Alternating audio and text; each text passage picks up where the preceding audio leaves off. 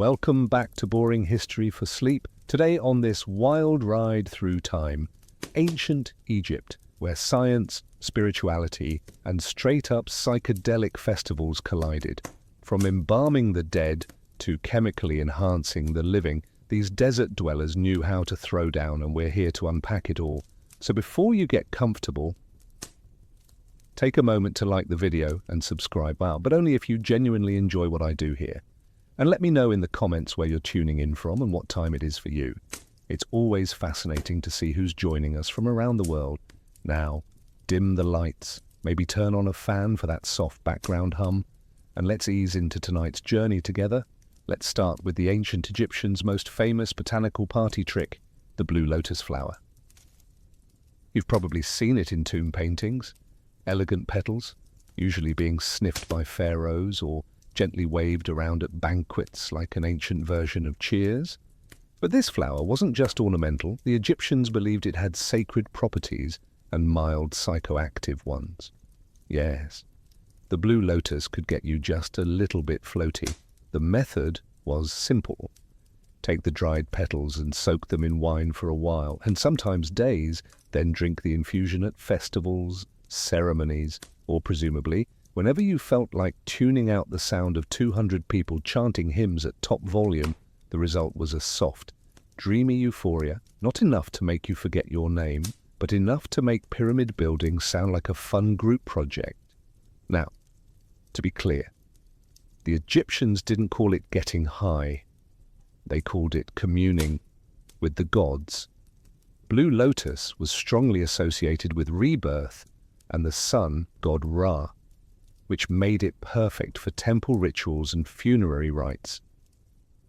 Holding the flower to one's nose was a symbolic way of inhaling divinity, and, maybe also a great way to take the edge off after a long day of ruling the Nile Valley. It was everywhere in art. Pharaohs are shown holding it, and party guests at banquets are passing it around like a floral peace pipe. And even mummies got decorated with it for the afterlife. The thinking seemed to be, if we're traveling to eternity, let's make sure we're stocked up, practical. But the blue lotus wasn't just ceremonial. Festivals could get wild, and blue lotus-infused wine made the music louder, the dancing looser, and the hieroglyphic poetry marginally more profound. Imagine a crowd under the stars, sipping lotus wine, feeling as light as a papyrus reed in the breeze. For the ancient Egyptians, that was spiritual fulfillment, and also a very good night. There are religious holidays, and then there's the Feast of Drunkenness, the ancient Egyptian equivalent of saying, let's black out in honor of not dying. Subtle name? No. Accurate? Extremely. This annual celebration revolved around the goddess Hathor, who, according to myth, was once sent to punish humanity, but after a bloody spree that would make any disaster movie blush, the gods decided humanity had maybe learned its lesson, so they tricked her into drinking red beer that looked like blood. She passed out, woke up in a better mood, and just like that, mass extinction was narrowly avoided through alcohol poisoning. To commemorate this heroic hangover, Egyptians gathered once a year to get thoroughly obliterated, not metaphorically, not spiritually, literally. The goal was to drink until one entered a divine trance, which sounds poetic until you remember this often meant collapsing, face first, into a mud brick courtyard surrounded by strangers yelling praises between hiccups. The ritual began at dawn with music, clapping, and the ceremonial passing of drinks. Priests encouraged revelers to drink as much as your heart desires, which in this context was less of a blessing and more of a dare. Participants banged tambourines, danced in the streets, and reportedly saw the goddess, although whether that was Hathor or just the side of a clay jug is unclear. But this wasn't just chaos for chaos's sake. Well, mostly not. The idea was to honor the balance between destruction and joy, reminding everyone that even wrathful deities could be pacified with a strong enough brew. Think of it as theology meets keg stand. And importantly, this was sanctioned behavior. There were no awkward conversations the next day about what happened in the sacred grove. Getting drunk was part of the job description. If anything, not passing out was suspicious. Why aren't you spiritually elevated, Kunumhotep? Do you hate the gods? Modern scholars have described the Feast of Drunkenness as a ritual of renewal. Participants purged their fears, inhibitions, and likely their stomach contents, all in one divinely authorized party. The next day, headaches, regret, possibly a new scar shaped like Anubis, but also spiritual cleansing. Forget everything you know about beer. Ancient Egyptian beer wasn't golden, bubbly, or anything remotely resembling a beverage you'd order at a bar. It was thick, porridge-like, and alarmingly opaque, served with the kind of consistency that would confuse both your bartender and your dentist. Beer, for the Egyptians, was not just a social drink. It was practically a food group, made from partially baked loaves of emmer bread that were soaked in water, mashed and fermented into a chunky slurry. It resembled a soupy oatmeal more than a refreshing ale. The technical term might be liquid bread, but let's not pretend this wasn't a bowl of carbs in denial. This beer was consumed by everyone: peasants, priests, children, scribes, and anyone else trying to survive in a world where desert heat, crocodiles, and public works projects were daily concerns. It was calorically dense, slightly intoxicating, and cheaper than anything else that didn't require chasing it down with a spear. And here's the twist. Beer wasn't just for sustenance. It was often intentionally altered with herbs, spices, and other curious additives, especially during festivals or religious ceremonies. Want to commune with the gods? Add some mandrake. Want to forget the priest's speech about cosmic order? Toss in a little fermented date juice and hope for the best. Of course, hygiene was a concern, but beer had an answer for that too. Water could kill you, but beer had been boiled, fermented, and spiced. It was safer than the Nile, and often more reliable than your co-workers. In terms of strength, Egyptian beer ranged from mildly numbing to, I forgot how sandals work. While the alcohol content wasn't high by modern standards, the sheer quantity consumed made up for it. Workers on state projects like pyramid building were often paid in beer. A daily ration of several litres, which means that half of ancient Egyptian labour was fueled by liquid gluten and mild intoxication. Let's talk beer. Or rather, let's talk about a viscous, beige, bread-adjacent fluid that the ancient Egyptians cheerfully called beer, and that modern brewers would call a war crime. Egyptian beer was less refreshing beverage and more fermented soup with ambition, made by soaking half-baked loaves of emmer bread in water, then mashing the whole affair into a lumpy stew and letting it ferment in open vats. The final product was cloudy, chunky, and distressingly chewable. Imagine oatmeal if oatmeal had opinions and a mild buzz, but despite its texture, which archaeologists generously describe as rustic, this was the drink of the people. Everyone drank it: pharaohs, priests, peasants, toddlers, because when water might kill you and milk was suspicious at best, beer was the least deadly option with a pleasant side effect. It was calorie-dense, mildly intoxicating, and often served in communal jugs, because nothing says spiritual unity like 5 adults slurping from a pot of soggy bread water. At temples and festivals, the beer might be enhanced with herbs, dates, honey, or mystery ingredients that were either sacred or just experimental. Historians are still unsure if the addition of mandrake was intentional, or if someone was just tired of reality. This was also the go-to payment method for labourers. Pyramid workers didn't clock out with coins, they received daily beer rations, sometimes several litres per day.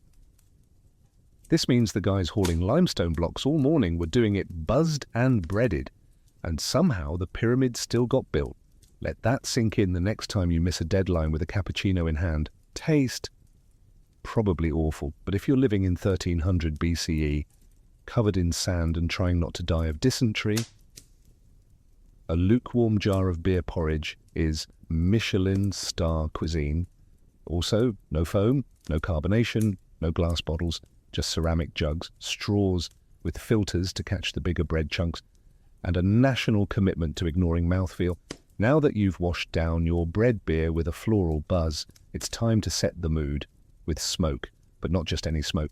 We're talking kaifi, the ancient Egyptian incense that made temples smell like divine bakeries and everyone wondering if they were actually meditating or just very, very light-headed.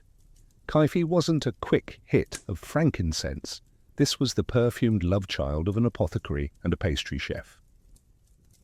Recipes varied by temple, but the ingredients often included myrrh, honey, wine, raisins, cinnamon, juniper, mint, and whatever other spices were lying around not being sacrificed.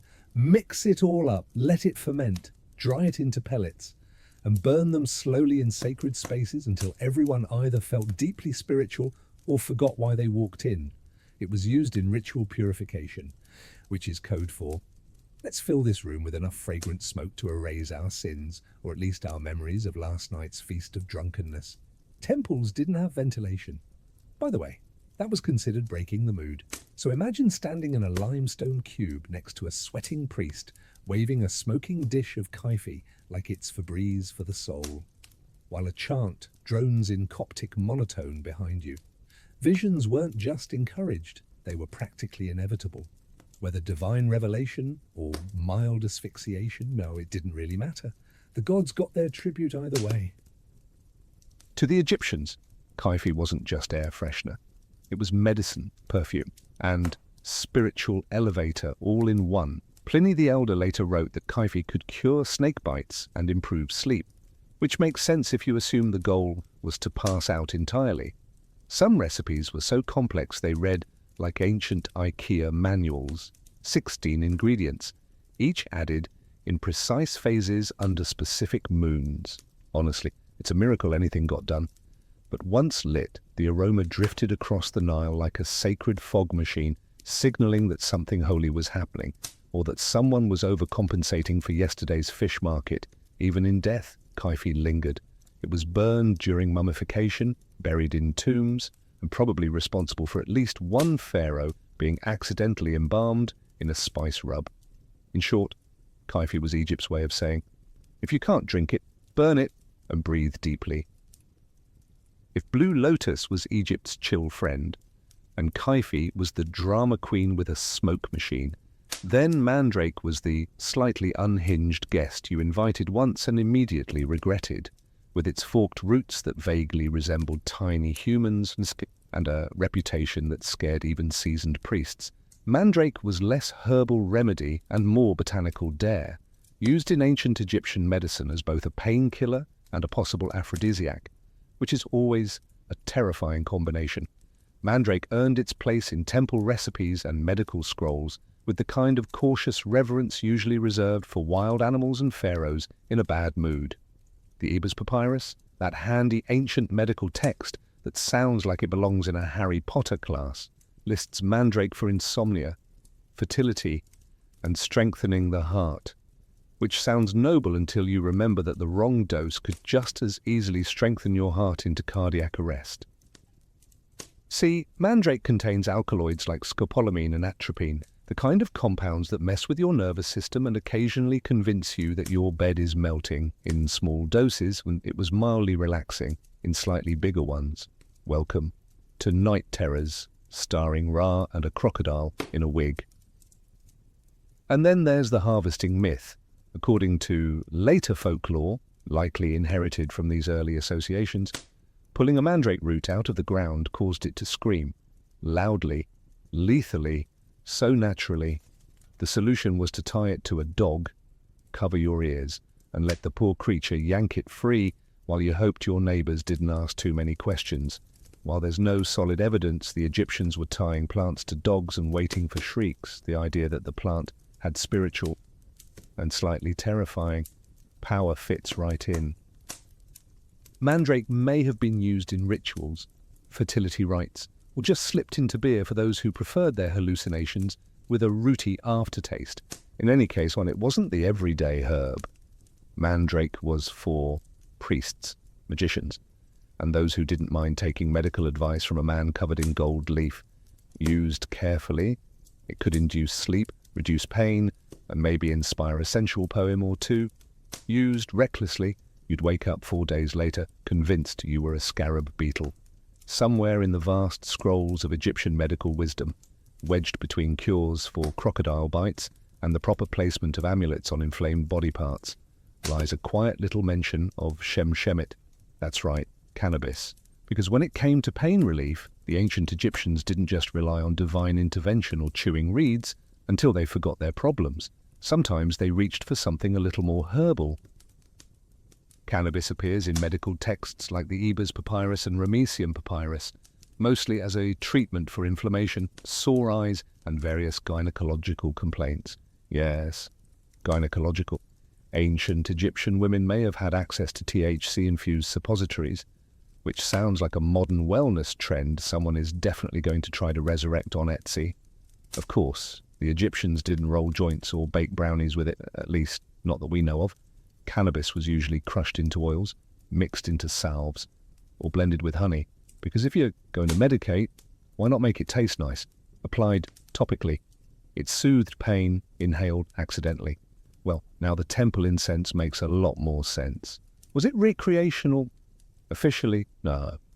Unofficially? Probably. When you're running a civilization in 120-degree heat with limited plumbing and a deeply unpredictable crocodile problem, no one blames you for accidentally over-medicating. And if your high priest starts talking to statues a little too confidently, well, who's to say that isn't divine wisdom?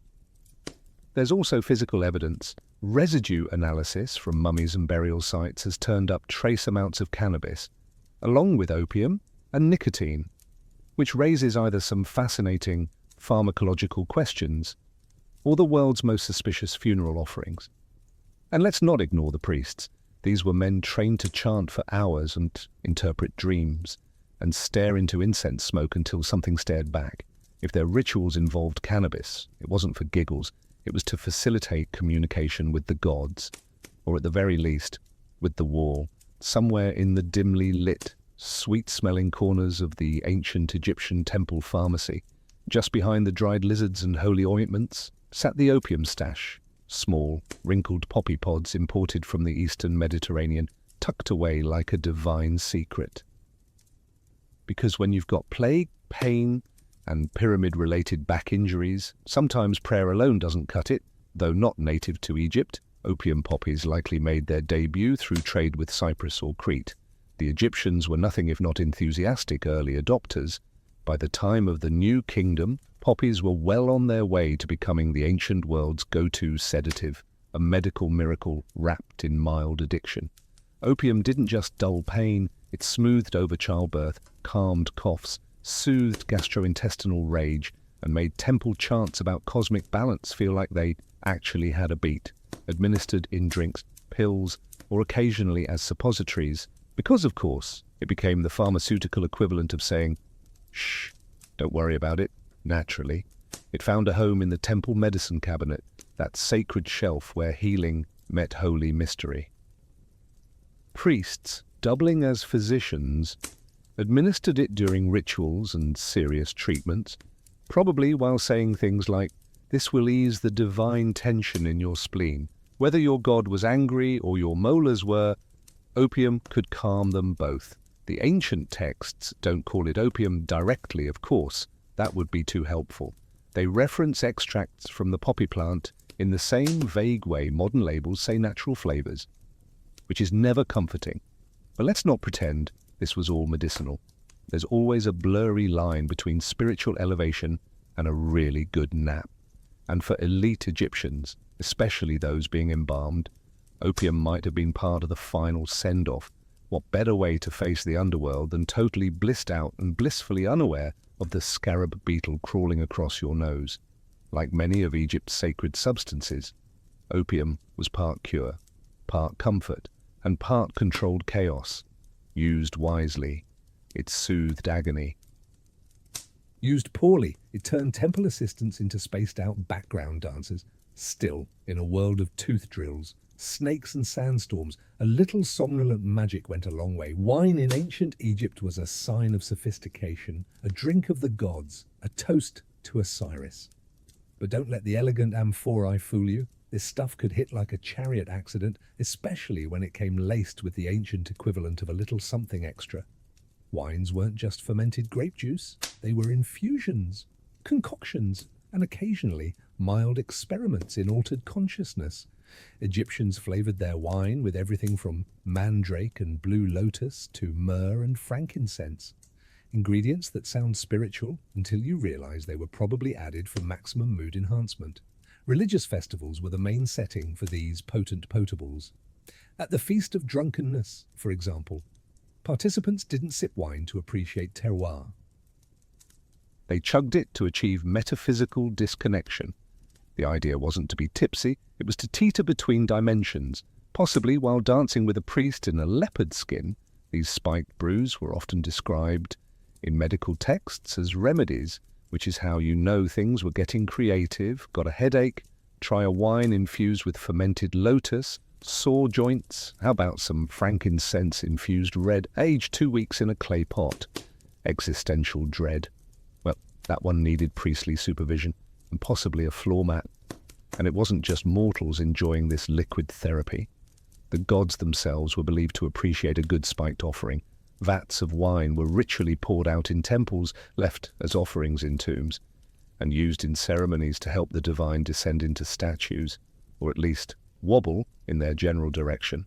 Let's be clear, this wasn't your average table wine. Depending on the additives, these sacred brews could calm nerves, ease pain, or launch a midsummer banquet into full psychedelic mystery cult territory.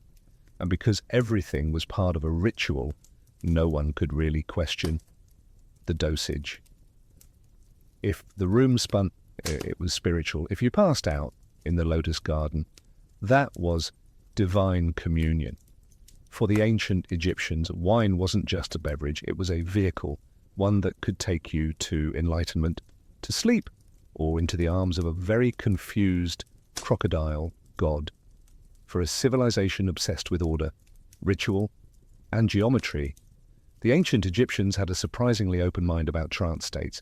In fact, they encouraged them, just not during accounting. These altered mental states were seen as direct channels to the divine, or at least to some deeply theatrical inner monologue.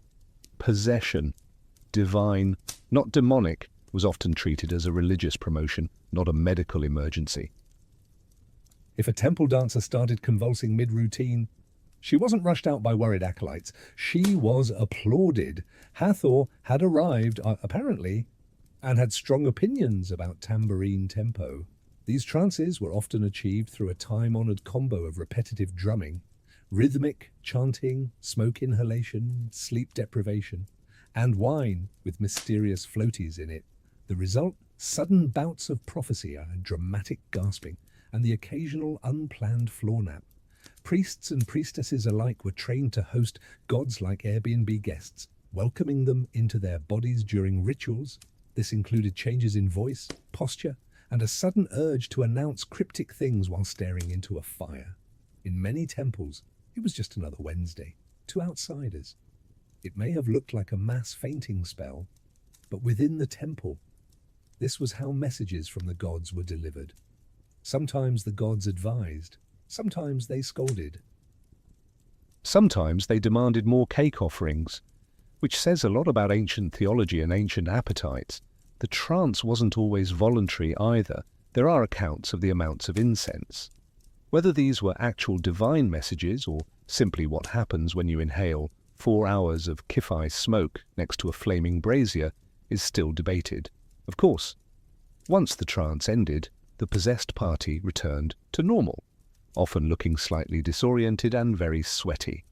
The ritual concluded with applause, a sip of sacred wine, and possibly a nap behind a while someone else mopped up the sanctified drool. To modern eyes, divine possession might look like performance art meets heat stroke, but to ancient Egyptians, it was the pinnacle of religious experience. The moment when the divine broke through the sandstone barrier of reality to drop a few cryptic life tips. You'd think death would be enough to stop someone from getting invited to a party. Not in ancient Egypt. The line between the living and the dead was more of a soft suggestion, like, don't swim after eating, or maybe don't chisel hieroglyphs drunk. Egyptians didn't just respect the dead, they actively included them in social plans. This wasn't metaphorical. Families visited tombs during festivals like the beautiful Feast of the Valley, lugging baskets of food, jugs of beer, and the general vibe of a tailgate party. If the tailgate was parked in a necropolis, they'd sit outside the tomb, eat, drink, and commune with the deceased, which usually meant talking to the wall and hoping Grandma appreciated the pickled fish. Many tombs had false doors, carved portals through which the dead could receive offerings. Whether this meant spiritually or just enjoying the smell from the other side is unclear. Either way, ancient Egyptians believed the dead could still enjoy food, drink, music, and a decent bit of gossip. So naturally, they threw them parties. Music was played, incense was burned, libations were poured. Sometimes the living got drunk enough to cry, confess secrets, or accidentally sit on sacred offerings. It was like a family reunion, only with fewer arguments and slightly more embalming fluid. These gatherings weren't just acts of remembrance, they were also mutually beneficial transactions. The living fed the dead, in theory, blessed the living in return. Good crops, protection, fewer nightmares involving hippos. Everyone won. Sometimes people even slept overnight in tombs, hoping for dream visions from their departed loved ones, or the occasional unsolicited advice from a former accountant turned ghost. Stop lending money to your brother. The dream might say, and also, the amulets go on the left. To modern sensibilities, this sounds macabre. To the Egyptians, it was completely logical. The afterlife wasn't a goodbye, it was just a new address. And if Great Uncle Horemheb wanted to attend the party via divine osmosis through a stone wall, who were they to say no? For all the incense, holy trances, and sanctioned debauchery. Ancient Egyptian revelry came with a price, and it usually arrived sometime around sunrise with a pounding headache and the vague memory of yelling at a statue. Yes, even in a world where blue lotus was medicine and beer was breakfast, the morning after hit just as hard. Archaeological texts are suspiciously quiet on the subject of hangovers, which is probably because no one was in the mood to write hieroglyphs when their head felt like it had been smited by Ra himself. But the evidence is there. Medical papyri describe pains of the head and recommend treatments involving herbs, honey, and sometimes just lying very still while pretending to commune with the gods.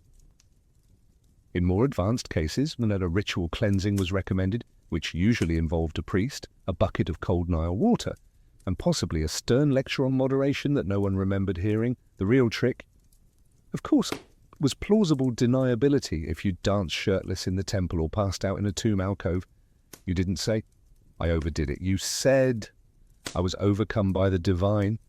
It wasn't a blackout, it was a mystical encounter with Hathor's laughter, much more respectable and for the truly unlucky. There was always purging, not metaphorically, literally. The Egyptians were fond of emetics and lovely concoctions designed to evacuate your sins from both ends. Imagine being handed a drink that tastes like regret and being told, "This will restore your balance." Moments later, your balance is definitely gone. The priests, of course, fared better. They had training, they had ritual authority, and most importantly, they had people to carry them home. Meanwhile, common revelers woke up with lotus petals in their hair and sandal imprints on their faces, wondering whether they danced with a god or just someone very committed to the role. Still, no one swore off the next celebration because spiritual enlightenment, as it turns out, is addictive, especially when it comes with beer, smoke, and a mild chance of falling into a trance and yelling your neighbor's secrets in front of a statue. When ancient Egyptians prepared for death, they didn't just pack linens and a decent eulogy. They packed snacks and drugs and possibly a backup stash, just in case eternity got boring. Because if you thought the partying stopped after your heart was weighed, think again, it just moved underground. Tombs weren't silent, solemn places. They were carefully curated starter homes for the soul, complete with food, booze, and mood-enhancing herbal arrangements. Mummies were entombed with blue lotus petals, wine jugs, incense cones, and the occasional sealed mystery jar, which archaeologists now eye with both reverence and mild suspicion. Take Tutankhamun, for example. When Howard Carter cracked open his tomb, He didn't just find gold and furniture. He found wine, oils, herbs, and what can only be described as the ancient Egyptian version of a wellness kit. If a modern influencer were buried today, it would look disturbingly similar, minus the canopic jars. This wasn't just luxury. It was strategic. The soul, or ba, if you're fancy, needed nourishment and stimulation in the afterlife. Eternal bliss wasn't going to maintain itself after all, so priests and embalmers made sure you were entombed with all your spiritual comfort items, food offerings, sacred perfume, and a generous dose of whatever got you through long temple ceremonies while pretending to be enlightened. Some tombs even include instructions to the dead on how to prepare and enjoy these items in the afterlife. It's not enough to carry blue lotus into eternity. Apparently, you also needed directions in case divine short-term memory was a thing. And let's not forget the opening of the mouth ritual, which was supposed to let the dead eat, speak, and, let's be honest, sip that sacred fermented beverage with proper technique, because it's hard to toast Osiris with a closed jaw. All of this tells us one very clear thing. The ancient Egyptians did not separate pleasure from piety.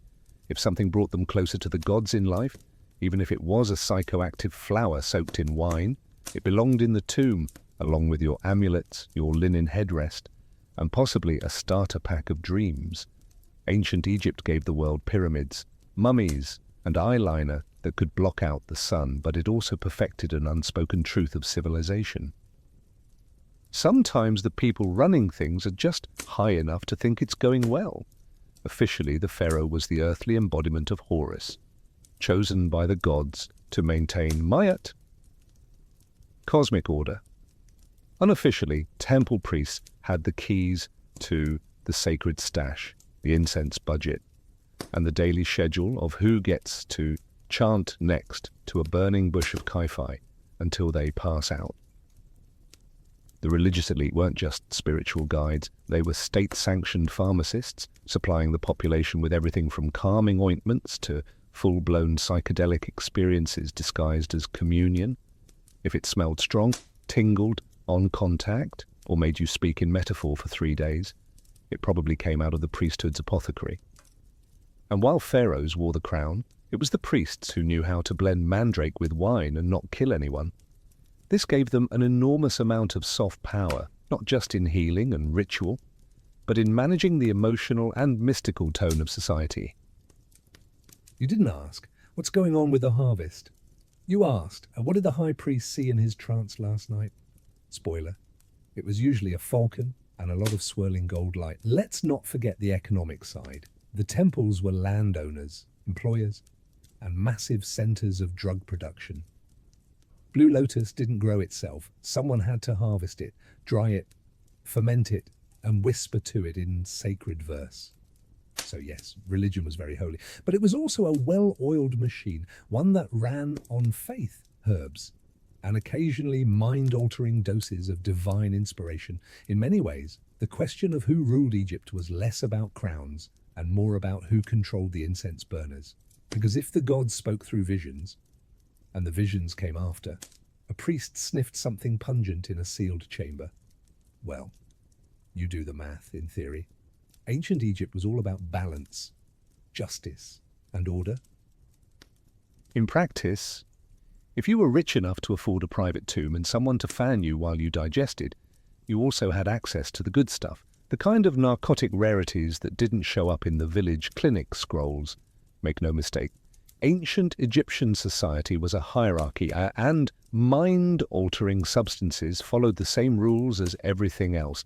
Pharaoh at the top, goat herder at the bottom, and everyone else politely sniffing dried flowers and pretending it was enough, while commoners got barley beer and maybe a whiff of temple incense if they leaned close enough. The elite were bathing in blue lotus oil and sipping spiked pomegranate wine out of gold-rimmed chalices.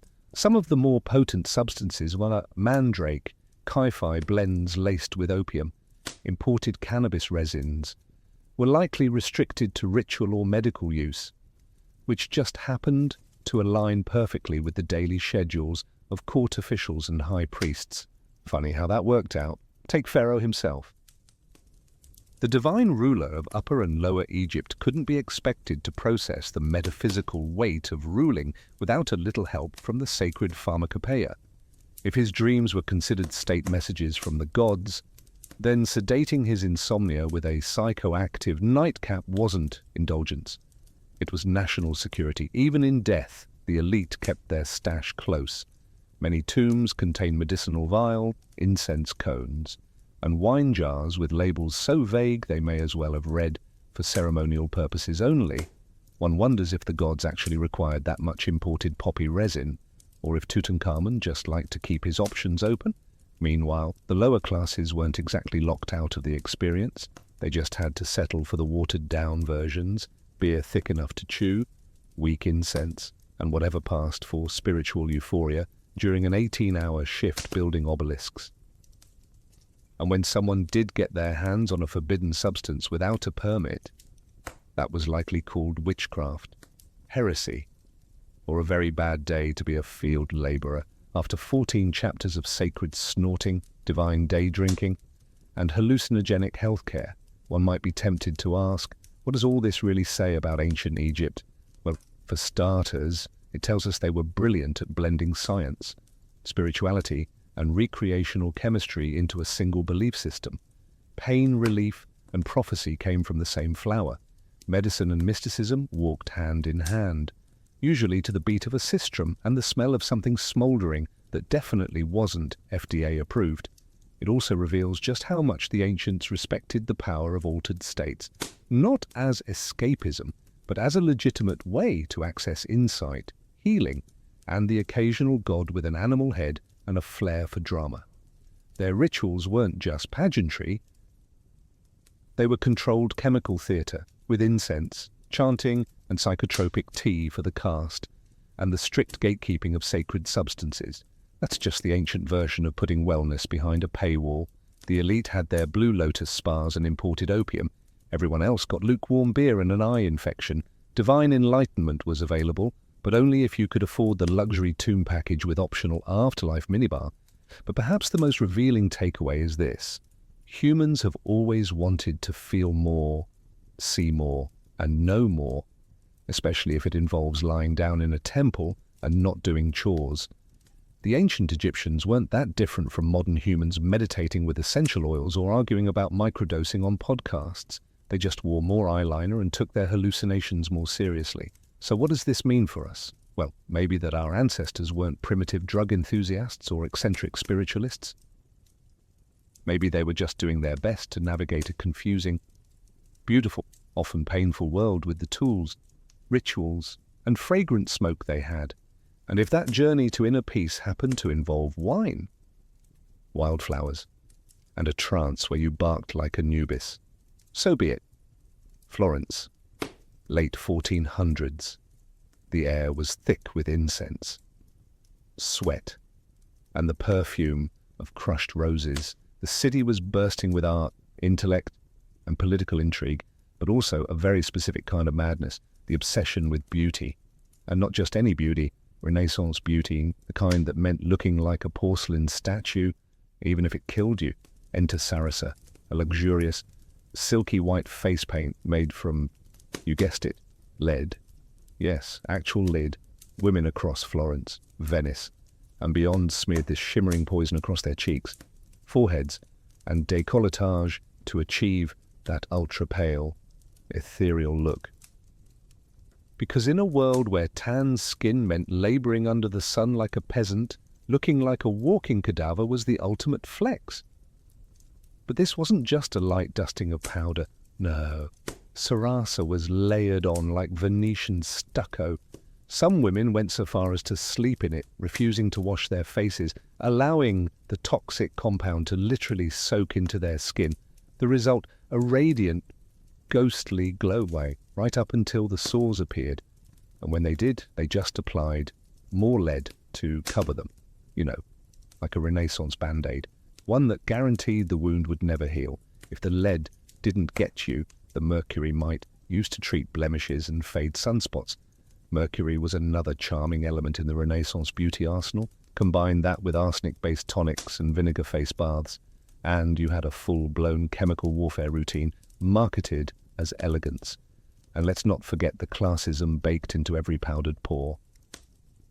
Noble women wanted their skin to look untouched by sunlight or hardship, so the paler, the better, even if it made them anemic, delirious, or eventually dead. Looking divine came at a divine cost. But perhaps the most ironic part, the women who could afford all this toxic luxury also had access to imported perfumes from the Orient, rose water distillations, and camphor-laced tonics. They literally smelled like angels while their skin peeled off in sheets. If you had a functioning pair of eyebrows in Renaissance Florence, you clearly weren't trying hard enough in the never-ending quest to resemble a Botticelli painting or a particularly fashionable egg. Renaissance women plucked their hairlines and eyebrows into oblivion. A high, rounded forehead was considered the epitome of beauty. The higher your forehead, the more noble and intelligent you appeared. So women willingly yanked out rows of hair from their brows and along their hairline with tweezers, rough cloth, or even seashells. This wasn't a one-time affair. It was routine maintenance, a weekly ritual of pain and precision. For stubborn hairs, women rubbed in concoctions made from walnut oil or cat dung. Yes, cat dung. To thin the regrowth. Some even scorched stray hairs off with candle flames, because nothing says grace and refinement like lighting your face on fire. Eyebrows, thin, arched, and barely visible, if at all. A truly sophisticated woman had no visible brows. Instead, a soft shadow or trace was painted in later, often with burnt cork or powdered charcoal, which sounds elegant until you realize it's smeared terribly in the Florentine heat. Imagine your eyebrows slowly dripping down your cheeks during Mass. Divine. Meanwhile, their body hair was seen as animalistic and unclean. Women removed it with a paste made from vinegar, quicklime, and arsenic. Another charming blend, the mixture burned, but hey, it left the skin smooth until it didn't, and the scalp. Hair was gathered up into tight, rigid styles, often braided and padded with false hair made from wool, horsehair, or someone else's actual hair. Sometimes hair pieces were soaked in lye and bleached to match the fashionable golden hue of the season.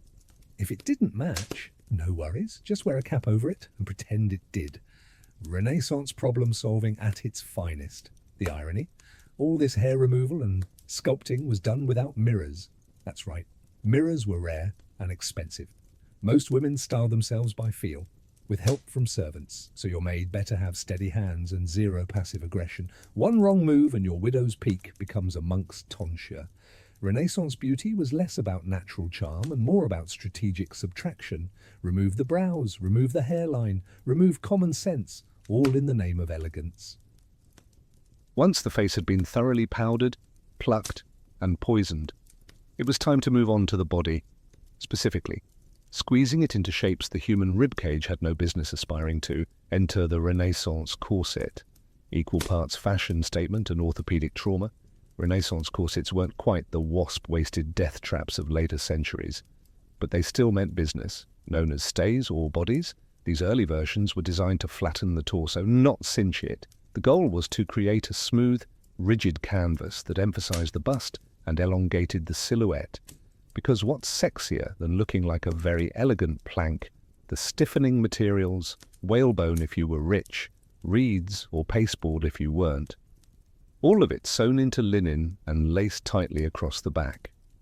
Getting into one required assistance, determination, and a surprising tolerance for losing peripheral vision.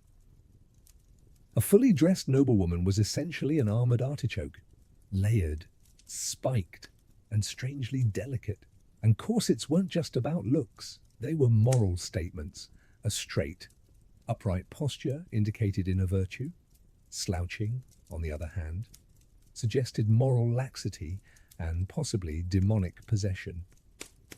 So if you were a well-bred lady, you stood straight, walked stiffly, and breathed in short, shallow gasps. Bonus points if you fainted gracefully in public.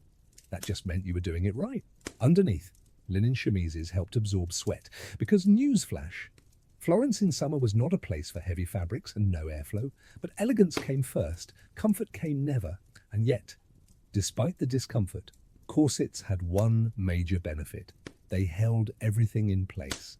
Unlike modern bras that pretend to offer support while staging a quiet rebellion by noon, Renaissance stays offered the kind of structural reinforcement usually reserved for bridges. You could run, dance, or survive a fainting spell without anything shifting an inch. Of course, not everyone could afford such architectural fashion. Working-class women went without stays, favouring looser bodices and more breathable materials. But among the elite, corsets were essential. You weren't fully dressed without one, just tragically undone. The worst part, you had to eat while wearing one, which brings us to the next Renaissance fashion paradox: feasting like royalty while trying not to split a seam or collapse from restricted airflow. In Renaissance Italy, our beauty wasn't just skin deep, it extended all the way to the dinner table, where fashion and food had an uneasy relationship. On the one hand, noble women were expected to attend lavish banquets and engage in the social theatre of feasting. On the other hand, they had to do it while squeezed into a corset so tight their internal organs were basically roommates. Meals were grand affairs. Tables groaned under the weight of roasted peacock, marzipan sculptures, and gilded fruit. But for upper-class women, actually eating was a delicate performance. You could nibble, you could sip, but you absolutely could not unhinge your jaw and go to town on a goose leg. That would have been barbaric and potentially dangerous, given the boning in your bodice. Instead, you were expected to take dainty bites and keep your back straight and smile through the growing pressure in your ribs. Sometimes the act of sitting upright for hours and pretending to enjoy cold eel pie was enough to trigger a fainting spell, which, frankly, only added to the aesthetic. Pale, breathless, and collapsing into the arms of a handsome courtier. Très chic. Of course, this polite self-starvation had limits. Many noble women were secretly ravenous by the time they reached their private chambers, where they could finally remove the corset and devour a hidden stash of sweetmeats or leftover cheese. Yes, even Renaissance beauty queens had midnight snacks, but they just couldn't admit it. And there were rules even for those. Certain foods were believed to affect the complexion. Cucumbers were discouraged. They made the skin watery. Wine was encouraged. It flushed the cheeks with colour. Some ladies even drank vinegar tonics to stay trim, because nothing says high fashion like ruining your gut lining. There was also the matter of digestion. In a corset, your stomach had nowhere to go. Women had to pace their eating carefully, or risk indigestion, bloating, or, God forbid, a very unladylike burp, the horror. So while men got to recline, drink heavily, and argue about Dante, women mastered the art of elegant restraint, eating just enough to seem sociable, but never enough to ruin the line of their gown. Once the face was painted, the hair plucked, the corset tightened, and the food politely nibbled. It was time to smell expensive. In Renaissance Florence, your scent wasn't just a finishing touch. It was a social weapon. A noblewoman's fragrance was as carefully curated as her lineage, and failing to smell like imported luxury was basically a scandal. The Renaissance nose had standards. Common folk might reek of garlic, goat, and existential dread, but the elite, they wafted through salons and basilicas, trailing clouds of rosewater, musk, ambergris, and exotic spices. If you walked past a duchess and didn't feel mildly intoxicated by her scent, she wasn't trying hard enough. Perfume was big business. Italy, especially Venice, was the European hub for distillation, but the most coveted ingredients came from farther afield: frankincense from Arabia, myrrh from Ethiopia, cinnamon from Ceylon, and ambergris, a waxy, oddly pleasant-smelling substance from the intestines of sperm whales. It was outrageously expensive and wildly fashionable. Basically, the Renaissance equivalent of dabbing yourself with designer whale bath. These perfumes weren't just for pulse points. They were soaked into gloves, stitched into dress linings, and sprayed onto handkerchiefs that ladies would flutter dramatically whenever someone less hygienic came too close, which was often. Streets were filthy and people bathed irregularly. Perfume wasn't a luxury and it was armor. And for the ambitious beauty, scent layering was essential. First came the scented bath, usually a rinse of rosewater or camphor, then a dusting of crushed violet petals, followed by an oil rubbed into the temples or wrists, and finally a heavy mist of whatever concoction your apothecary swore would make men weep and rivals faint. Some even wore pomanders, delicate perforated orbs filled with aromatic herbs around the neck or waist. Others dangled them from their belts like olfactory warning bells. Approach with caution. I smell of cinnamon and judgment. But these potions weren't always benign. Some perfumes contained turpentine or tinctures so strong they could trigger headaches, nausea, or fainting. One wrong blend and you went from seductive to insufferable. Still, the right fragrance could open door, or at least noses. A woman who smelled divine had power. Power to entrance, distract, or just to survive a crowd of unwashed poets. If a Renaissance beauty was a battlefield, then fashion was the armor. And Florence was its glittering war zone. The fabric you wore didn't just say something about you, it screamed, it sang, it flounced down the street declaring your family's wealth, your husband's rank, and whether or not you had any shame in bankrupting him for a sleeve. Velvet was the crown jewel, imported, dyed, and woven with the kind of care usually reserved for saints' relics. Velvet was thick, heavy, and absurdly expensive. Wearing it in summer, a true power move. You were hot, yes, but you were important. Then came brocade, not content with mere colour. Brocade brought patterns into the picture, lions, vines, even entire religious scenes woven in gold thread. And we're not talking about subtle accents. These were gowns that could double as altarpieces. The more intricate the design, the more time and money it took, which meant the more smugly you could nod at other women's inferior sleeves. Sleeves, by the way, were detachable. A practical feature turned competitive sport. Wealthy women owned entire wardrobes of sleeves to mix and match, flaunting them like today's designer handbags, embroidered, puffed, slashed, pearl-encrusted. Some sleeves were so elaborate they needed their own storage system, and occasionally their own servants. Colours were coded too. Deep blues and crimsons were made with rare dyes like lapis lazuli and cochineal, pigments so expensive they were locked away like treasure. Only the rich could afford these hues, and sumptuary laws in places like Florence tried and failed to restrict certain colours to the nobility. But laws are boring, dresses were not. Even the underlayers were ornate. Chemises were trimmed with lace. Petticoats peeked out in silken flashes, and girdles, belt-like accessories, weren't just decorative. Some were studded with gems and hidden pockets for perfume, prayer books, or possibly revenge notes. But all this fashion came at a price. Literally. A single gown could cost more than a year's wages for a craftsman. And yet noble women didn't just have these gowns, they needed them. Every social event was a stage, and every outfit a statement, wearing the same thing twice. Social suicide, Renaissance fashion didn't stop at the ankle, though in fairness, no one was really supposed to see your ankles. Modesty dictated that a woman's feet be kept decently hidden beneath layers of brocade and silk, which was a pity, considering how completely ridiculous Renaissance footwear often was. Let's start with the Chopin, the most theatrical shoe ever invented. Chopins were essentially high platform soles. Think ancient Roman sandals crossed with stilts.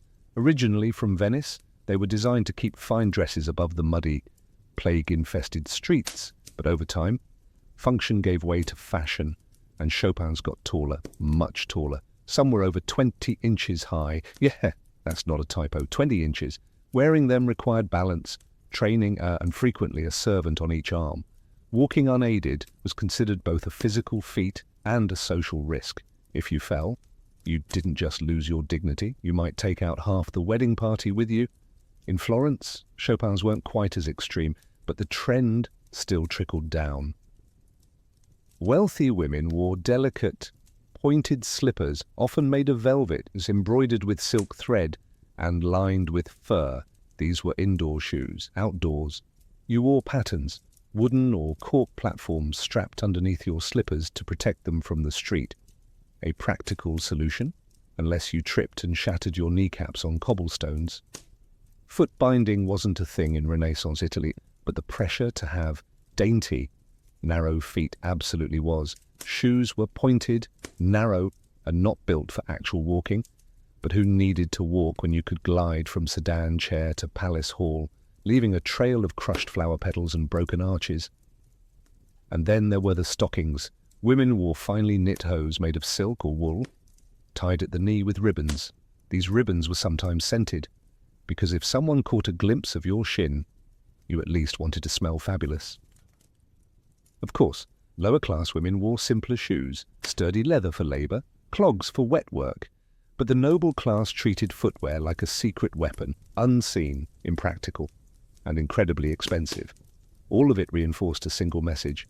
Real ladies didn't walk, they floated, they glided, they suffered gracefully and in style.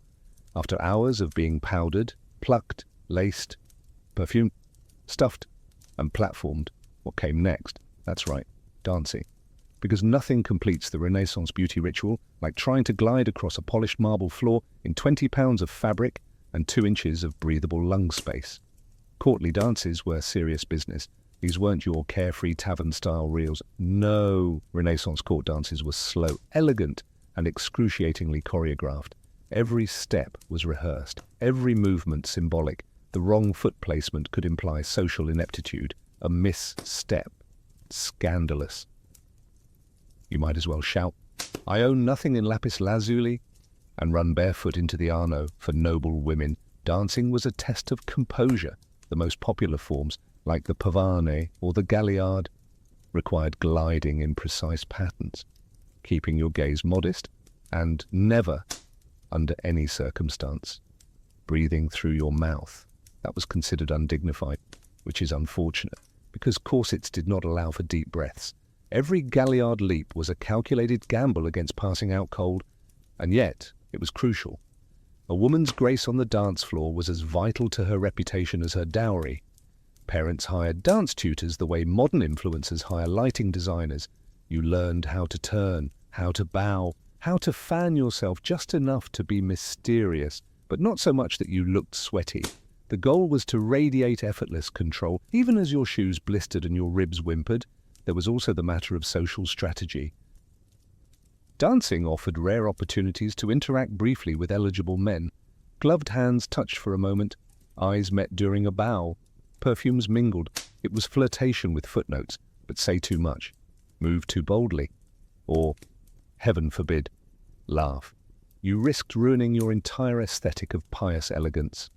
Meanwhile, the background noise of every court event was a choir of judgment. Other women critiqued your gown, your hairstyle, your posture. Servants whispered, tutors fretted, and all the while, you had to maintain the illusion that none of it mattered. But it did. A clumsy turn or an off-rhythm curtsy could haunt you for weeks. So you danced, you smiled, you endured, and when the music finally stopped, you excused yourself to repowder your sweat-streaked sarossa before round 2. The guests had departed, the candles had melted into waxy puddles, and the Renaissance noblewoman, divine, dazzling, and delicately dying inside, had finally made it back to her chambers. But sleep? Not yet. First came the Renaissance version of the night routine. Spoiler alert, it was less self-care and more controlled deterioration. Step 1, the unmasking. Out came the linen cloths, rose water, and raw egg whites. The lead-based sarossa had to be gently removed, not because it was delicate, but because scrubbing too hard would take skin with it. Many women used a mix of almond oil and vinegar to lift the layers, hoping their complexion underneath wasn't too ravaged. Spoiler, it usually was. Then came the hair, or what was left of it. Carefully, the pins and fake braids were uncoiled. Any adhesive used to keep forehead wigs in place had to be dissolved with herbal tonics. Ladies hoped the cat dung and quicklime they used for hair removal earlier in the week hadn't left bald patches. No pressure. Next, the corset unlacing, a spiritual experience. One that usually involved gasping, groaning, and possibly an audible crunch as ribs regained their original shape. Women could finally breathe, not deeply, but enough to sigh in relief and maybe whisper, "Never again," for the 100th time. The feet were peeled out of slippers, revealing the crushed remains of what used to be toes.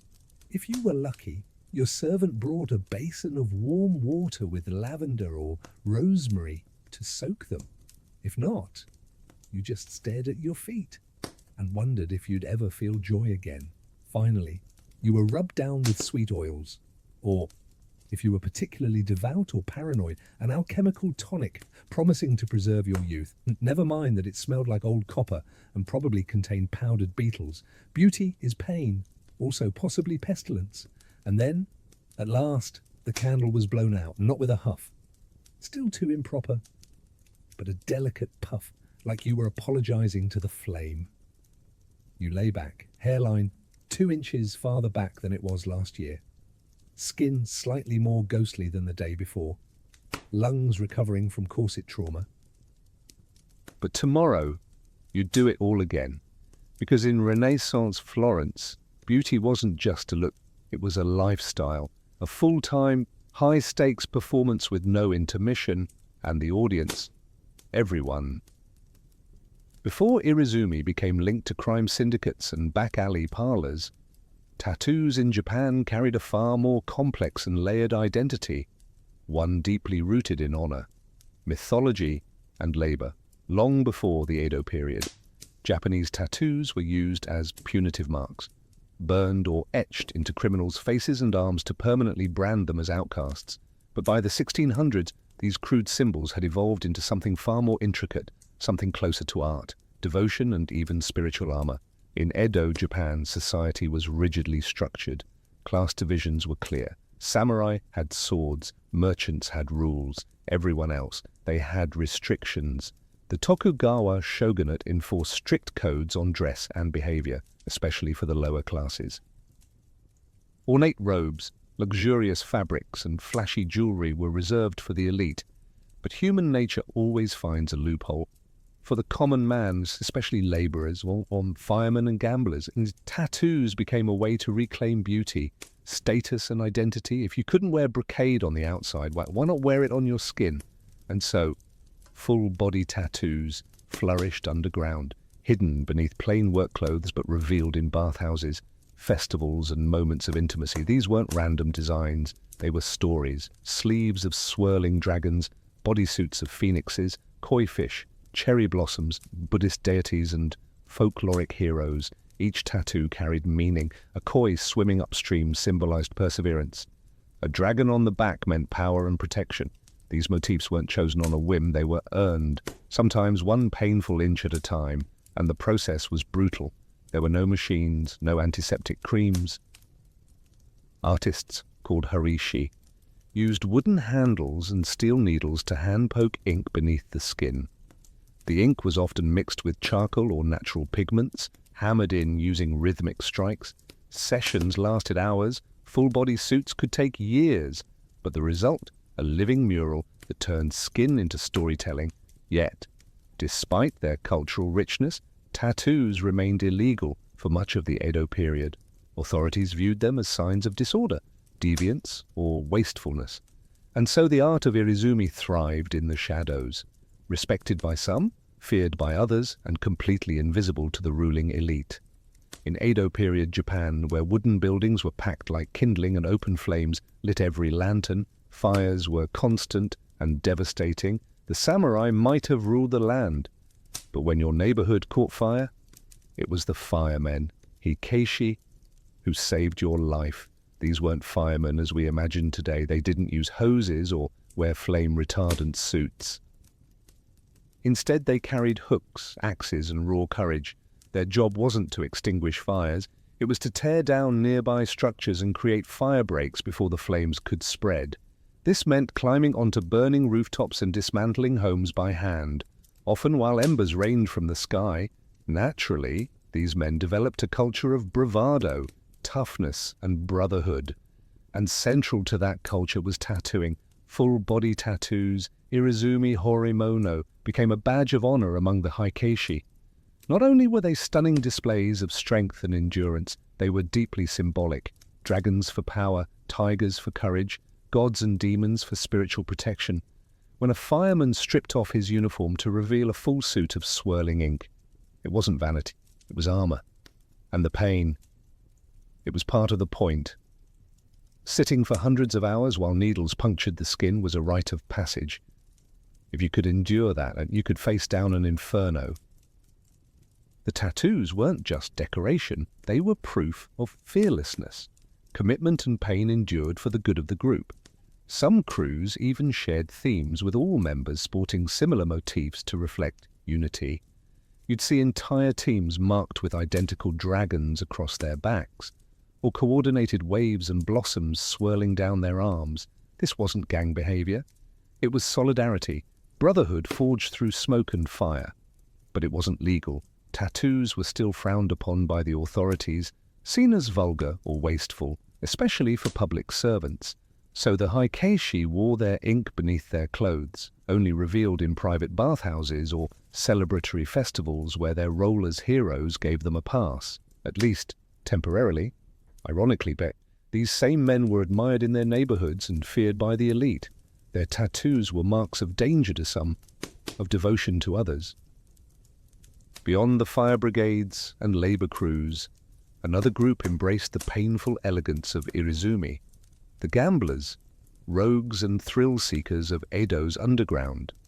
These were the drifters of the ukiyo, the floating world, a term that described both the pleasure quarters and the transient nature of existence itself. And in that fleeting world, tattoos were a language of risk, identity, and rebellion. Many of these men were bakuto, professional gamblers who roamed the country with dice, cards, and an uncanny ability to separate samurai from their stipends. While the bakuto had no formal organization at first, they lived by their own codes of loyalty, honor, and toughness. In a society that relegated them to the fringes, tattoos became a way to reclaim dignity, to turn a marginal life into one of meaning, one needle prick at a time. Their tattoos were bold, provocative, and unapologetically visible in the right settings. Peonies, fierce warriors, gods of fortune and snakes slithered across their torsos. These weren't the quiet, contemplative inkings of monks or the civic pride of firemen. These were power statements, visual declarations that said, "I don't follow your rules, I live by my own." Many designs referenced famous characters from Japanese folklore and kabuki theater. Heroes like Sakata Kintoki, Minamoto no Yoshitsune, or even mythical rebels who challenged authority. The more outrageous the figure, the more admired the tattoo. It wasn't just skin-deep symbolism, it was branding in a society where no one handed you a name unless you fought for it. And yet, despite their outsider status, these men were crucial to the underground economy. They lent money, maintained order in red light districts, and developed early proto-yakuza structures. Their tattoos became both a badge and a warning, loyalty within, danger without. Tattooing shops flourished in this world, not always marked with signs, but known through whispers and connections. The Horoshi became revered figures, their work whispered about in bathhouses and behind sake counters. To be inked by a famous master was an honor. To endure the hours of stabbing pain, a show of grit. For gamblers and rogues, Irizumi was more than art. It was an identity carved in pain, proudly worn in a world that had no place for them. Though tattooing in Edo, Japan is often portrayed as a masculine tradition of laborers, firefighters, and gamblers, women also left their mark, sometimes quite literally, on this hidden world of ink. While rarely documented in official records, female tattoos existed quietly, tenderly and rebelliously beneath the layers of silk and propriety. In many cases, these tattoos were intimate, romantic, personal. Unlike the large mythological bodysuits of their male counterparts, women's tattoos were often smaller, discreet, and emotionally charged. Lovers would tattoo each other's names on hidden parts of their bodies, inside the upper arm, on the inner thigh, near the collarbone, a gesture known as Irizumi Choban. love tattoos. A popular phrase inked onto women's skin was inochi azukemasu, meaning, I entrust you with my life. It was more than a vow. It was a declaration of emotional surrender, written in pain. Men sometimes carried similar inscriptions, showing mutual commitment beyond what any formal wedding could offer. This kind of tattooing was especially common among lovers in the ukiyo, the floating world of pleasure districts where courtesans and geisha reigned. Among high-ranking courtesans, tattoos were sometimes a tool of seduction, a small teasing mark, visible only when a robe slipped just right, became part of the mystique. It gave the illusion of intimacy, as if a client was seeing something forbidden. In reality, the tattoo may have been shared with dozens of clients, each believing it was a private secret. In other cases, tattoos signified heartbreak or betrayal.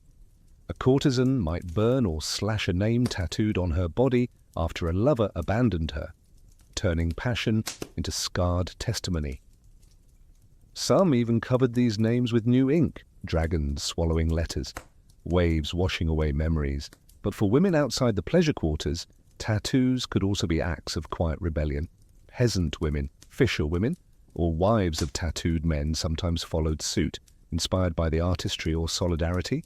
Though they risked judgment, these women wore their ink privately, under their robes, as silent declarations of autonomy.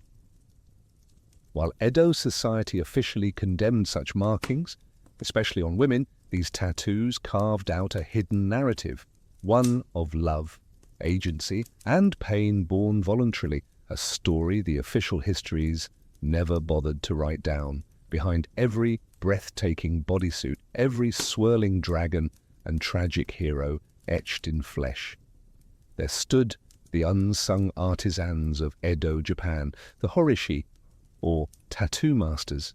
They worked quietly in tucked-away corners of the city, anonymous rooms above tea houses, back rooms of barbershops, or candle-lit apartments that smelled of incense and ink. There were no flashing signs, no customer reviews, just reputation passed by word of mouth and inked skin. Becoming a horishi was no casual decision. It took years of training, usually through apprenticeship under a master. The tools were basic, wooden handles with clusters of steel needles at the tip, dipped into a thick black ink called sumi, made from soot and animal glue. The technique, painstakingly slow and deeply painful, the needles were jabbed rhythmically into the skin by hand, often with a bamboo mallet.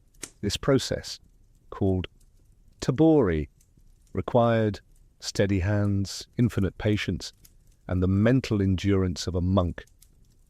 But horishi weren't just craftsmen, they were storytellers, historians, psychologists. A good tattoo master had to understand not only how to tattoo, but what to tattoo. Every design carried meaning, a cherry blossom fading into waves, the transience of life, a tiger climbing a mountain, bravery in the face of impossible odds. The client might bring a request, but the horishi would decide the placement, the balance, the soul of the piece. Clients would return over and over, sometimes for years, to complete their full suit, a bodyscape that stretched from shoulder to thigh, across the back, down the arms, and often stopping just above the wrist and neckline. This wasn't random. Tattoos had to remain hidden beneath daily clothing to avoid trouble with the authorities. Some horishi signed their work, not visibly, but secretly, within the folds of a dragon's tail, or hidden in the petals of a lotus. These subtle signatures became a badge of pride, recognizable only to those in the know. Despite the intimacy of the work, horishi lived with 1 foot outside of society. Their clientele were often firemen, gamblers, courtesans, people outside the elite. So the artists, too, lived on the edge, revered by the underground, invisible to the powerful. Irizumi wasn't just something you wore, it was something you survived. Every line, every shade, every drop of color came at a price, measured in hours of motionless endurance and days of aching flesh. In Edo, Japan, the pain of tattooing wasn't a drawback, it was the entire point. Tabori, the traditional hand-poked method used by horishi, was brutal by design. The artist would dip the cluster of needles into sumi ink, then tap them rhythmically into the skin using a wooden stick or mallet. The process was slow, incredibly slow. A single outline could take hours. A full body tattoo might require years of regular sessions, each lasting half a day or more. There were no numbing creams, no mercy, only the sound of steady tapping and the raw sting of every puncture. But the pain was more than physical. It was symbolic. It separated the dilettantes from the devoted. It was a test of will, patience, and mental control. Clients didn't just receive tattoos, they earned them, and the endurance it took to sit through these sessions became a badge of honor, often discussed with quiet pride in bathhouses and taverns. Firefighters believed that the agony strengthened their courage. Gamblers viewed it as a test of luck and loyalty. Courtesans and lovers took on the pain as a symbol of their emotional depth. For some, it was a punishment. For others, purification. There was a spiritual dimension to it as well. Enduring pain was seen as a kind of self-discipline, similar to fasting or meditation. Buddhist themes were common in Irizumi, not just because of their aesthetic value, but because they reflected ideas of suffering, rebirth, and enlightenment. With each completed session, a person didn't just come closer to finishing a tattoo, they came closer to transformation, and there were rules. You couldn't flinch, you couldn't cry out. Moving too much could ruin the design or earn you a scolding from the horishi. Only the most serious clients completed their full bodysuit, known as munawari, with a chest panel left blank to avoid shocking society if the robe fell open. In a world where the elite wore silk and status, the tattooed wore pain and permanence. Every inch of an Edo tattoo told a story. These weren't random designs picked from a menu, they were mythologies mapped onto the body. Carefully chosen symbols, each one with layered meanings, encoded in swirling ink that stretched from shoulder to ankle. For the tattooed in Edo, Japan, the body became a canvas of personal folklore. Take the koi fish, for example. It wasn't just decorative. A koi swimming upstream represented strength, determination, and the willingness to face impossible odds. According to legend, a koi that reached the top of the waterfall became a dragon. It was the perfect metaphor for a man trying to climb his way out of the lower classes, to prove something the world refused to see. Dragons were everywhere, but they weren't the fire-breathing monsters of Western myth. They were protectors, spiritual guardians, powerful, wise, and deeply tied to the forces of nature. A dragon coiling across the back wasn't meant to intimidate, it was meant to shield, a constant, unseen presence between your skin and the world. Peonies symbolized bravery with a touch of elegance. Tigers stood for ferocity and resolve. Waves meant life's unpredictability. Demons and ghosts, warnings, cautionary tales, inked into the flesh as reminders of the dangers lurking in both the physical and spiritual world.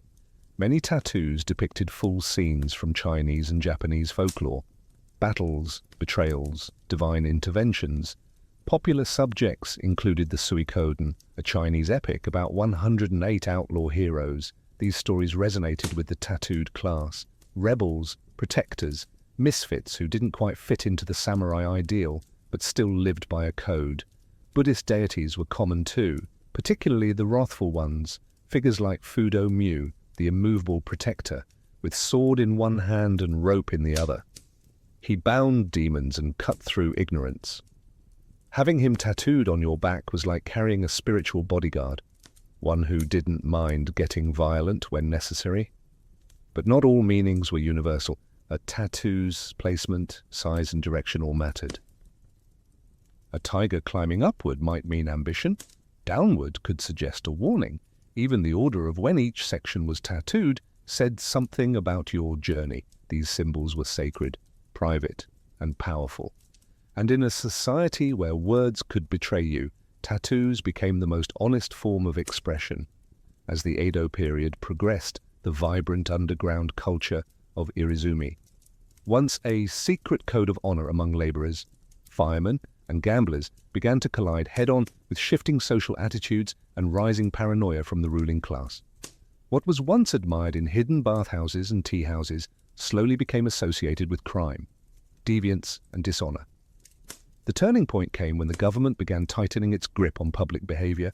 Tattooing, it already unofficially frowned upon, started to take on a more dangerous reputation, especially as it became more visible among the bakuto, or gamblers, and other criminal groups who would eventually give rise to the modern yakuza. These men were often the only ones bold enough to wear full bodysuits openly, and as they became more organized, so did the stigma attached to their ink. Ironically, many of these same criminals had begun as outcasts from society, men who wore tattoos not to provoke fear, but to reclaim identity. But once crime syndicates began using tattoos to mark membership, territory, and loyalty, public perception shifted. The police didn't care whether your dragon symbolized courage or your koi fish meant perseverance. To them, tattoos now signaled one thing: criminality. The government responded with more bans. In the early 1800s, tattooing was officially outlawed, though enforcement varied depending on the region and who was doing the inspecting. Still, tattoo parlors went deeper underground. Horishi had to work in secret. Clients booked sessions through coded language, and artists began developing techniques to hide tattoos under layers of ink, or blend them into larger designs to confuse officials. The stigma wasn't just legal, it was social. Anyone visibly tattooed could be refused entry into public bathhouses, barred from temples, or denied marriage by respectable families. Tattooed bodies became taboo, and the art form, once a mark of bravery or spiritual symbolism, was recast as something vulgar, dangerous, even evil. But the tattoos didn't disappear. They simply went deeper, both under the skin and under the radar. For every government crackdown, there was a new design, a new hiding spot, a new client willing to endure pain for something meaningful. Irezumi didn't die. It went into hiding like a coiled dragon, waiting. As Japan stepped into the modern age with the Meiji Restoration in 1868, the new government was eager to present the country as civilized, orderly, and most importantly, westernized. And in this new image of modern Japan, and tattoos had no place. Irezumi, with all its cultural depth and underground prestige, was declared a stain. The government doubled down. Tattooing was not only criminal, but it was now embarrassing, something savage, something shameful.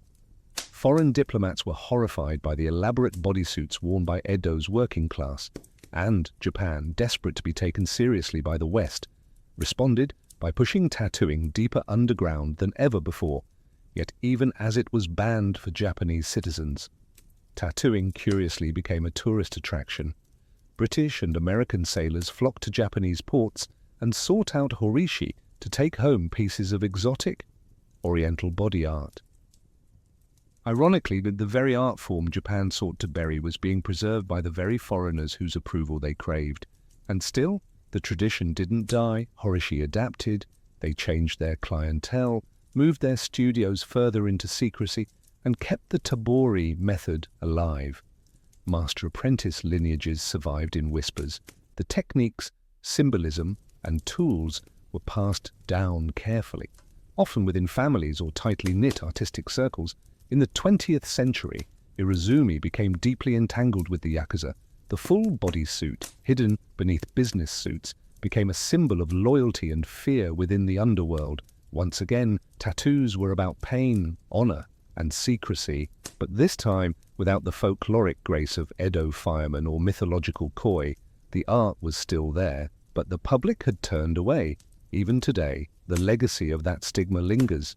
Despite modern interest in tattoo culture worldwide, Japan still views tattoos with suspicion. Public baths, gyms, and even some beaches ban tattooed individuals. The fear of criminal association endures, even when the ink is harmless. But times are shifting. Young Japanese artists are reclaiming Irezumi, not as rebellion, but as heritage. Museums are preserving ancient designs. Art lovers and historians are finally acknowledging the craftsmanship. And a new generation is asking, why should we be ashamed of our own skin in a culture built on layers of robes, of meaning, of silence? Irezumi remains the most honest expression Japan ever tried to hide. In Renaissance Europe, discussing sex openly was taboo, unless, of course, You were doing it through a thick Latin manuscript, wrapped in religious gilt and printed under church supervision. Enter the marriage manual, a strange genre of literature where theologians, monks, and celibate scholars explained how good Christians were supposed to get busy, solely for the purpose of procreation, naturally. These manuals were less 50 shades and more 46 permissible positions for the glory of God.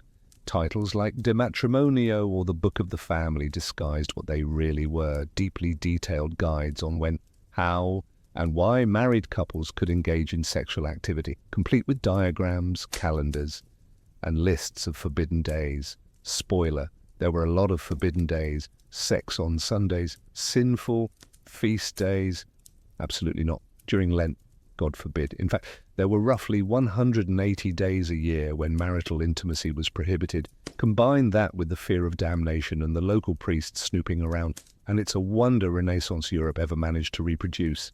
These guides also gave advice on the proper mindset during intercourse. Joy was suspicious, passion was risky, love was fine, as long as it didn't make you too enthusiastic.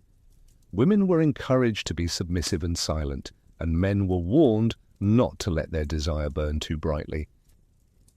Basically, the goal was spiritual union, with just enough physical action to make a baby and nothing else.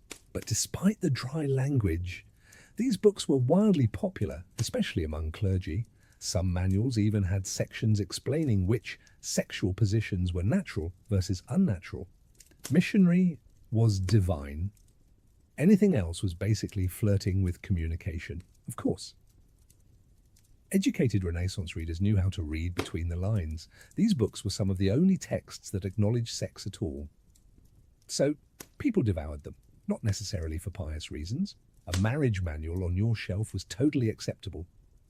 What you highlighted in it was your business. Ironically, the strict moral codes these books promoted only made people more curious about what lay beyond them, which is why, right next to the guides, another kind of book began to circulate, less holy, more illustrated. On the surface, they were scientific marvels, detailed anatomical treatises often illustrated by respected artists and backed by university scholars. But for anyone with half an imagination and a locked drawer, these books had a certain extracurricular appeal. Especially when the female form was involved, the Renaissance saw an explosion of interest in human anatomy. Thanks to dissection being legalized in certain regions and artists like Leonardo da Vinci pushing the boundaries of scientific observation, texts like De Humani Corporis Fabrica by Andreas Vesalius were considered groundbreaking medical references. They were also, whether intentionally or not, kind of steamy. Why? Because they showed women naked in exquisite, clinical, full-body detail, breasts, hips, genitalia. Nothing was omitted, and, while the official purpose was to educate, let's just say, not every reader was there for the lymphatic system. These images were often presented with artistic flair. One particularly infamous edition of an anatomical book showed a nude woman gracefully reclining as if in a Botticelli painting, except her chest cavity was flayed open like a diagram in a butcher's manual. It was both horrifying and oddly sensual, the body as art, the body as science, and, for some, the body as entertainment. Since pornography was strictly banned by the church, these illustrations slipped through the moral net under the guise of medical necessity. A young man caught with a suggestive woodcut from a medical book could simply shrug and claim he was pursuing his studies.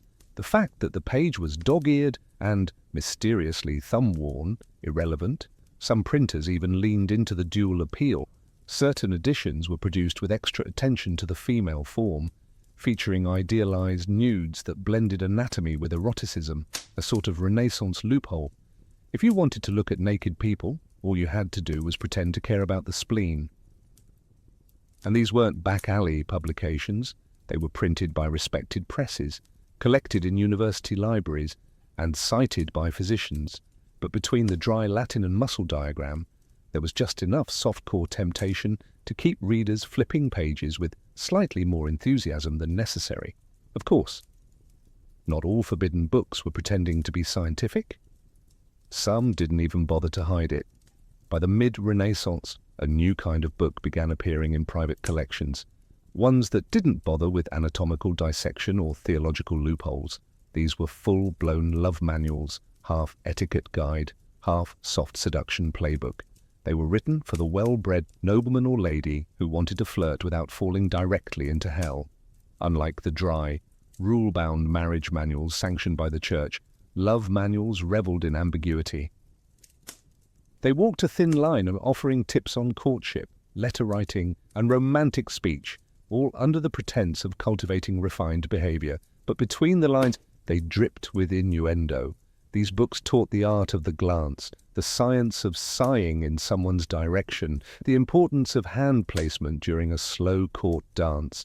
They offered sample dialogues, thinly disguised pickup lines, for situations like encountering a duchess in a garden, or complimenting a lady's lute playing without offending her chaperone. One popular genre was the epistolary romance, collections of fictional love letters between imaginary nobles, usually with names like Count Lorenzo and Lady Fiorella. These were meant to virtuous behavior. But many letters veered suspiciously close to fantasy. You could practically hear the bodices tightening and the gloves slowly coming off. Some of these manuals even included miniature poems and riddles, just enough to feel cultured, just vague enough to be interpreted as scandalous. The Renaissance reader loved double meanings, and love manuals delivered them in elegant, rhyming couplets. And let's not forget the advice on grooming. One manual suggested men keep their fingernails clean and teeth white, so that a woman, when kissed, feels neither scratched nor offended. Others reminded ladies to maintain fresh breath and avoid onions before a romantic conversation. Practical, but not exactly spiritual. While these books didn't depict physical intimacy, they hinted at it constantly. And that was the point. They were less about lust and more about tension, the kind that built slowly across candlelit ballrooms, behind fans, through veils. For young nobles trapped between arranged marriages and strict religious codes, these manuals were escape hatches, legal to own, dangerous to understand. While the church cracked down on sin and scholars argued about virtue, some Renaissance readers were stashing ancient Roman poetry under their pillows, and not the kind Cicero would have approved of. Ovid's Ars Amatoria, the art of love, was one of the most widely circulated forbidden texts of the Renaissance. Technically a Roman classic, it offered a step-by-step guide to seduction, from spotting a lover at the theatre to how to feign jealousy. Just enough to keep things spicy, it was witty, elegant, and totally immoral by church standards. Naturally, it was extremely popular. Educated men and some very determined women kept copies of Ovid hidden behind Bibles or bound in blank covers to pass unnoticed. Marginalia in some surviving copies includes notes like, "Try this at Carnival," and worked on Cecilia because who said Latin had to be boring? Then there was The Golden Ass by Apuleius, a novel that slipped under the radar thanks to its mythological storyline, but included vivid scenes of transformation, lust, and the occasional talking donkey. It was technically a spiritual allegory. It was also erotica with a toga on. Even more daring were translations of Greek and Arabic love poetry, many of which emphasized sensual pleasure as a path to enlightenment. Renaissance Italy had a taste for the exotic, and Arabic texts, like those inspired by the perfume garden, circulated in small elite circles. These weren't openly sold, but if you had the right connections and enough gold, a copy might find its way to your study. Booksellers knew how to play the game. Officially, their shops were stocked with theology and grammar. Unofficially, a wink and a discreet coin could earn you access to a locked cabinet labeled medical curiosities or private readings. The church called it sinful. The merchants called it good business. Some nobles even commissioned illuminated manuscripts of these works, decorated with gold leaf, cherubs, and occasionally very detailed illustrations of things cherubs should not be watching. These books weren't just read, they were experienced, passed around at salons, whispered about at masquerades, banned by bishops, quoted by poets. And while everyone pretended they'd only read them for the Latin practice, the truth was obvious. For all the secret reading and scandalous giggling behind lace fans, the Renaissance wasn't a safe haven for literary freedom. especially not when the Inquisition was watching, and in Italy, it always was. By the mid-1500s, the Catholic Church had grown increasingly suspicious of books that could corrupt the soul, which in practice meant anything remotely entertaining. In 1559, Pope Paul IV issued the first official Index Librorum Prohibitorum, the Index of Forbidden Books.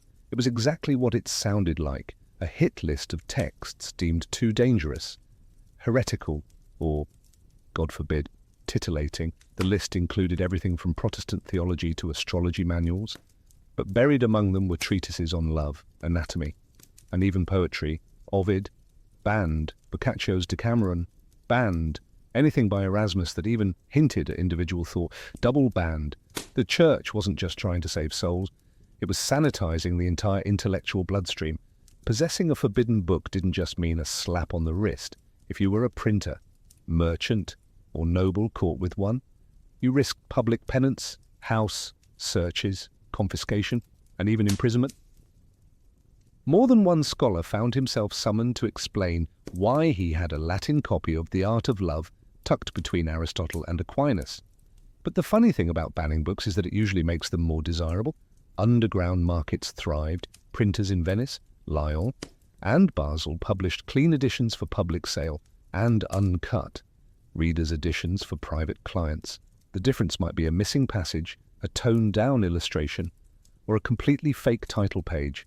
One infamous copy of The Golden Ass was rebound as Sermons of St. Augustine. Talk about a plot twist. Noble families with private libraries developed entire systems for hiding forbidden texts, secret compartments and false bindings, mirrored cabinets. It was part espionage and part erotica. A well-curated bookshelf said, "Yes, I fear God, but I also read Rabelais." Women were particularly clever about this. Since they were less likely to be targeted as intellectual threats, they often acted as literary couriers, borrowing, copying, and circulating books under the pretense of devotional reading. One nun in Naples allegedly kept a copy of The Perfumed Garden behind her copy of Lives of the Saints. Censorship may have ruled publicly, but in private. Renaissance readers just turned the page more carefully. Behind convent walls, away from the judgmental eyes of society and the ever-looming index of forbidden books, Renaissance nuns had access to their own libraries, and some of them were anything but holy. While convents were often seen as bastions of chastity and devotion, the truth was more complicated. These were also places of literacy, intellectual curiosity, and yes, suppressed desire. Many young women entered religious life not by choice, but by family arrangement. Too expensive to marry off. Send her to the nuns, too outspoken. Cloister her.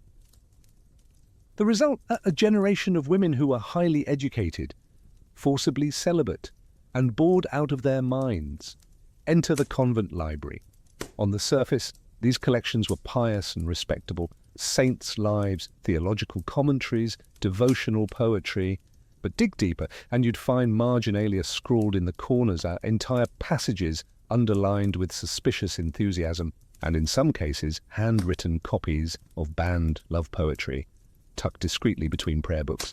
One nun in Ferrara was famously reprimanded for translating Ovid's Amores into the vernacular, allegedly for educational purposes. Others wrote their own verses, coded, melancholic, and often steeped in longing. Scholars today suspect that some of the most passionate Renaissance sonnets, attributed to anonymous courtly ladies, were actually penned by cloistered women using writing as a kind of romantic escape hatch. And it wasn't just poetry. Some convents had copies of anatomical treatises, ostensibly for medical knowledge, and since nuns often acted as nurses, but as we've seen, anatomy books were rarely just about medicine. One abbess in Florence even petitioned to keep her convent's illustrated anatomy manual on the grounds that it helps the younger sisters understand temptation, which is a very creative interpretation. Of course, the church tried to regulate what was read behind those walls, but literacy meant autonomy, and autonomy meant subversion.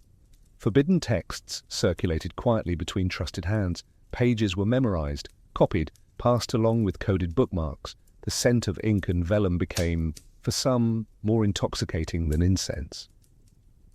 In the silence of evening, after Vespers, and confession. A young nun might light a candle and open a worn book, not of scripture, but of something warmer, a poem, a story, a stolen fragment of a world she'd never touch, but could still imagine. Because sometimes the most forbidden books weren't about lust, they were about freedom. Not all forbidden books were kept in libraries or chained to monastery shelves. Some were hidden in aprons, buried under floorboards, or whispered from memory in back-alley markets. These weren't printed by respected presses or debated in salons. These were the other Renaissance texts, the magical ones, handwritten grimoires, herb manuals, and charm books passed between midwives, herbalists, and women who were definitely not calling themselves witches. But everyone else was. Love was power, and power, especially when exercised by a woman, was dangerous. That's why love spells were among the most feared and popular forms of forbidden knowledge. Renaissance charm books often included instructions on how to win affection, cause obsession, or rekindle a cold marriage, a strand of hair, a cup of wine, a muttered phrase beneath the full moon. It wasn't theology, it was folk science. And it worked.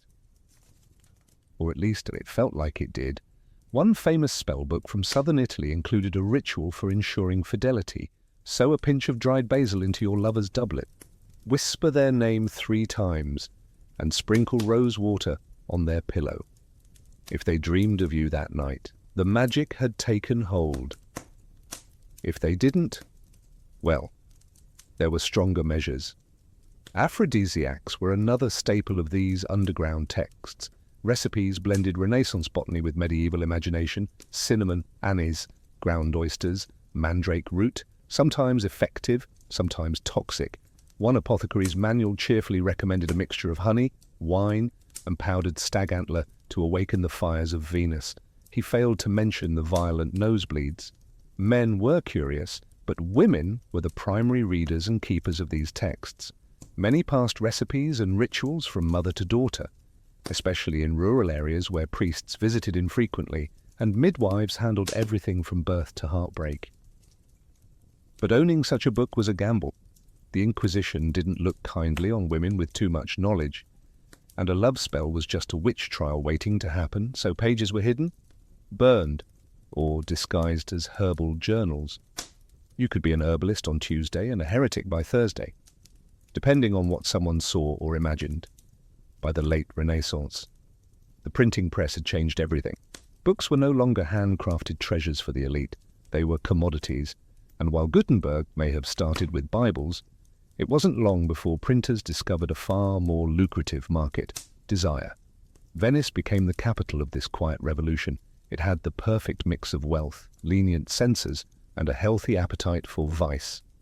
Hidden behind religious tracts and scholarly commentaries, small, privately circulated books began to appear. Books that weren't coy about their contents. They didn't pretend to be anatomy manuals. They didn't disguise poetry as devotion. These were explicit, illustrated, and ready to shock. One of the most infamous of these was I Modi, translated as The Positions, originally created by engraver Marcantonio Raimondi, with illustrations by Giulio Romano. It depicted 16 scenes of explicit intimacy. Each engraving was paired with poetic verses by Pietro Aretino, whose sharp wit and even sharper tongue earned him a reputation as the Renaissance's first pornographer. Needless to say, the church was not amused. I Modi was immediately banned, plates were seized, copies destroyed, Raimondi was arrested. But the damage, or depending on your perspective, the innovation, it was done. The idea that you could use the printing press for erotica had been unleashed, and it wasn't going back in the bottle. Underground presses sprang up across Europe, printing slim volumes of love poetry, scandalous tales, and sometimes outright smut. These weren't mass-produced. Copies were expensive, meant for wealthy patrons with a taste for the forbidden. Some were even commissioned privately, with content tailored to the buyer's fantasy. Think of it as custom Renaissance fan fiction. Printers developed clever tricks to avoid detection. fake title pages at false publishing locations, printed in Constantinople, or Latin phrases that made the books look like harmless philosophy. In reality, they were often illustrated with woodcuts or copper engravings that made anatomy textbooks look tame. For the right price, you could have a book that thrilled, amused, or shocked without ever admitting you owned it. Many nobles kept theirs in cabinets with special keys. Some had bindings that, when shelved, looked like dictionaries or psalters. The printing press didn't just democratize knowledge, it made lust portable. And with every new title, Renaissance readers got one step closer to something revolutionary: pleasure without permission. By the end of the Renaissance, the line between education or entertainment and seduction had blurred beyond recognition. What began as anatomical curiosity or theological instruction had transformed into a secret bookshelf of longing, one that crossed gender, class, and even religious boundaries. And that's precisely what made it so dangerous. To the church, these books represented moral decay. To scholars, they were intellectual experiments. But to the people actually reading them, noble women, students, nuns, even merchants, they were something else entirely: power. Not the kind won on a battlefield or in a courtroom, but the quieter, more subversive kind that starts in the margins of a book. In an age where women's bodies were controlled, their voices silenced, and their desires shamed, these books offered an alternative script, a place where love wasn't always arranged, where pleasure could be named, and where curiosity didn't have to be confessed in Latin. Whether it was a love spell hidden in a herb manual, a censored sonnet copied by hand, or a banned poem read by candlelight, each was a rebellion in disguise. And let's not forget the men. For all the public bravado and church-sponsored guilt, they were buying these books too. Philosophers who debated virtue by day might go home and read The Golden Ass with a glass of wine. Priests who condemned lust from the pulpit sometimes kept a copy of Ovid tucked beneath their cassocks. Human nature, after all, has always been good at compartmentalizing. The forbidden bookshelf wasn't just a Renaissance quirk. It was a reflection of a world wrestling with change. The printing press had opened Pandora's box. Literacy was spreading. Ideas were getting harder to control. And once people realized that books could make them feel something deeply, privately, even sinfully, there was no going back. Most of these books didn't survive intact. They were burnt, hidden, miscatalogued. But some did. They sit today in museum vaults and rare book rooms, fragile and foxed with age, still humming with the echoes of secrets whispered across centuries, because the Renaissance wasn't just a rebirth of art and science. It was a rebirth of desire. And in between the sermons and sculptures, the forbidden books tell us everything the marble couldn't.